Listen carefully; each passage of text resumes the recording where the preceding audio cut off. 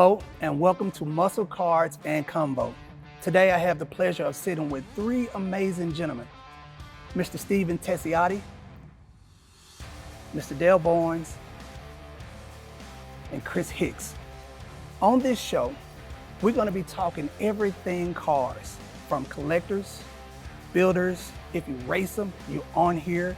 Hey, if you tear them down, you're on this show.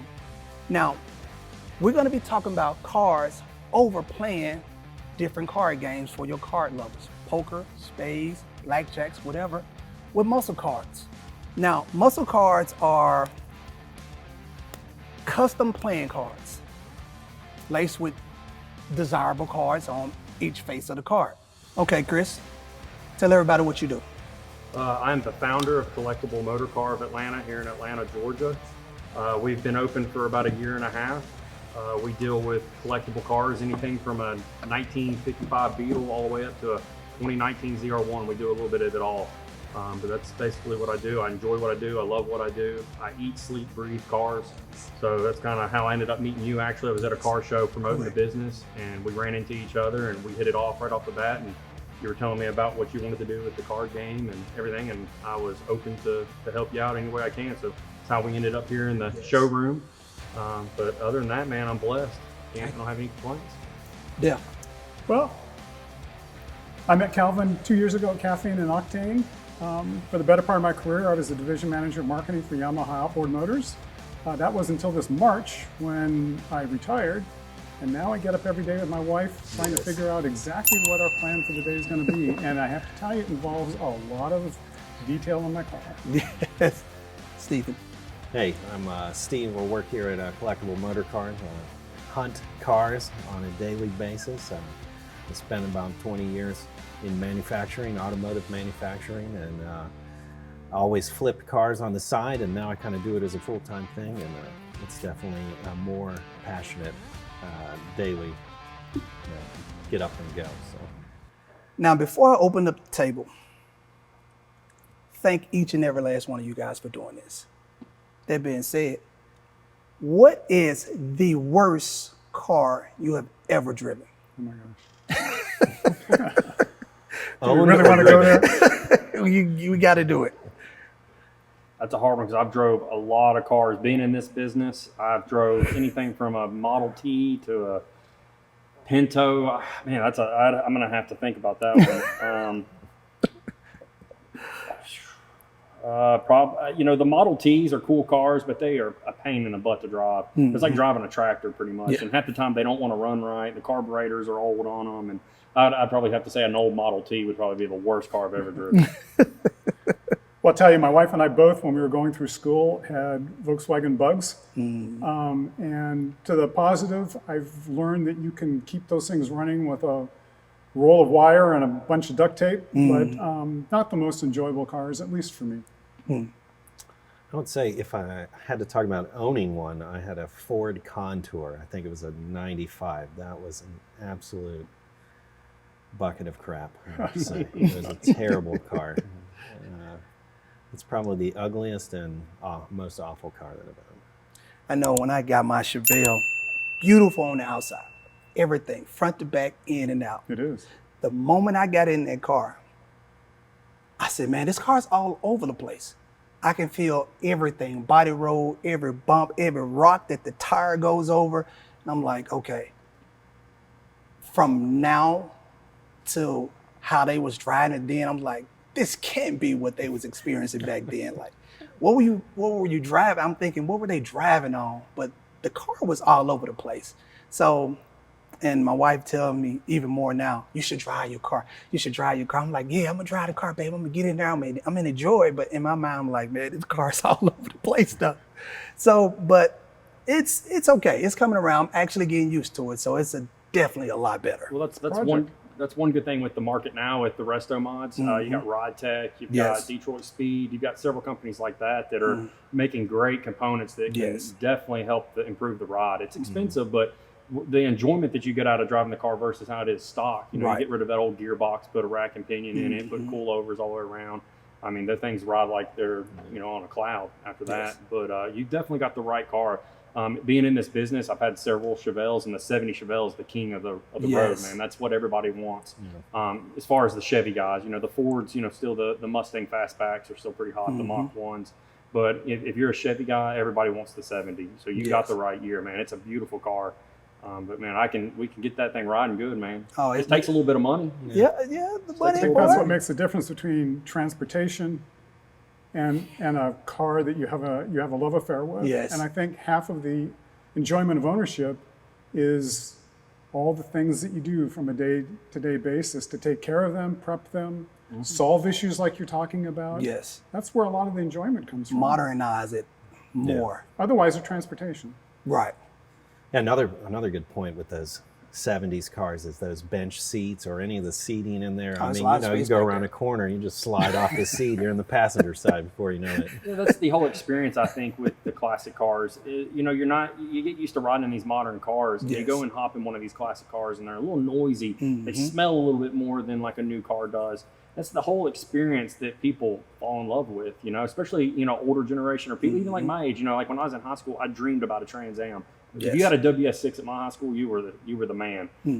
So, you know, I think, you know, as people, when they get older, they kind of reminisce on the car they had in high school or college. And like I said, these cars now are boring. They're super quiet. They basically drive themselves. And it's cool to get in a car that's a little noisy and it shakes when you pull up to the red light. It's got a big old cam in it, you know. I love it, man. And that's one thing that, like, I think electric cars are cool. And I definitely think they have a place in the future of cars. I agree. But at the end of the day, man, I love a hot rod. It's or a nothing muscle like car. it. It's nothing like it. Nothing yeah. like it. And I've experienced the heat coming up from under the car, through the car, and it's like summer year round in that car. It's amazing. I love every experience of it, from past time and to where it's going now. So I enjoy it. Chris, let's deal us a hand. Let's do it. Question.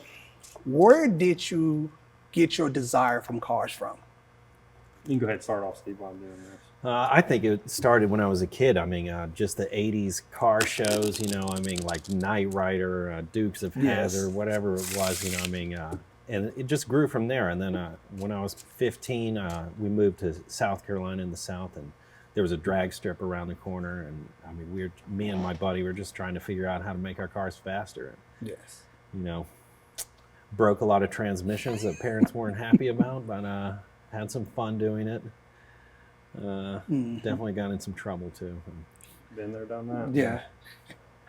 You know, for me, like so many of us, I think the DNA was embedded in my teen years and my early 20s, and back in those high school days and what have you. I learned a lot from my father and my brother, watching them with their cars and watching how my dad took care of cars.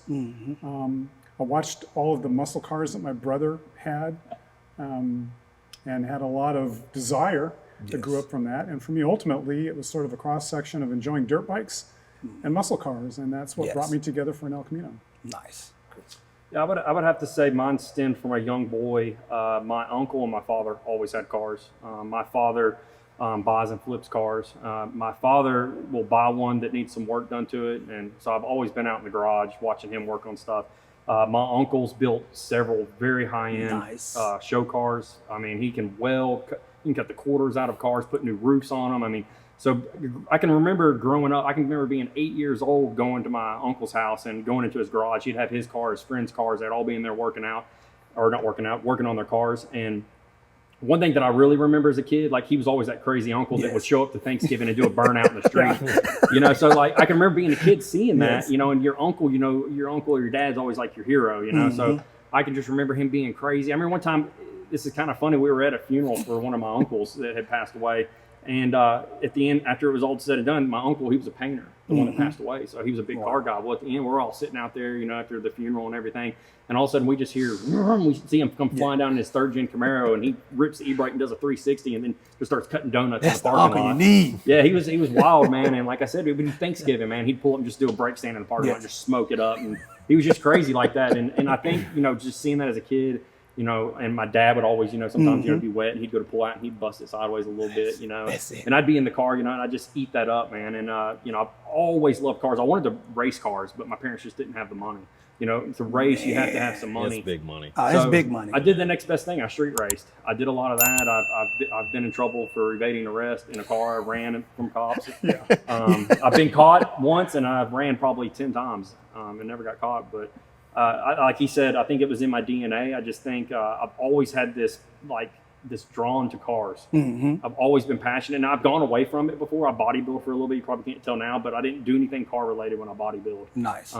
But I always come back to cars. It's one of those things where it's always just drawn me, and that's how I ended up here.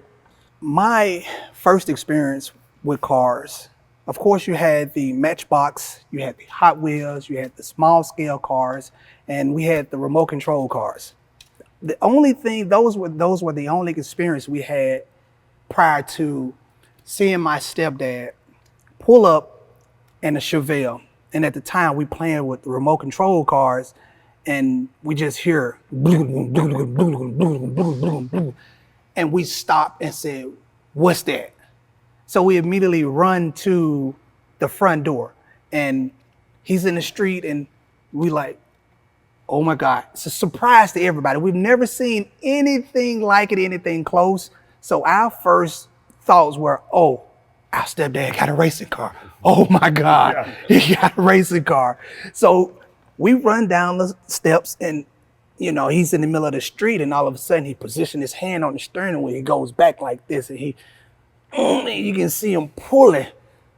He just yanking. He gets it in the driveway. And we going crazy about the car.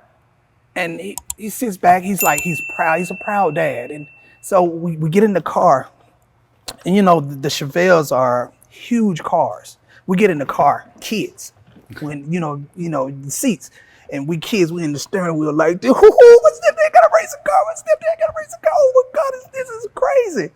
And it's amazing that, we all share those memories where it's vivid. Your first experience, you remember everything about it, and I can't let it go. So, as you can see now, I have a '70 Chevelle. Yeah, it's my I think first we all experience. have that one car that was our first memory that just put that octane running through our veins. Yes. And we couldn't get rid of it. So. But with that being said, y'all want to play a hand of some blackjack? Let's get a hand going. Chris, All right. deal us up. And just to give the people at home, we're not big card guys. We're Yeah. car guys, not card guys. Guys, correct. So if we're not doing it to 100% the right way, we're just here to have fun, and that's basically what we're doing. Yes. So we're going to play some blackjack. So, and I'll be the dealer.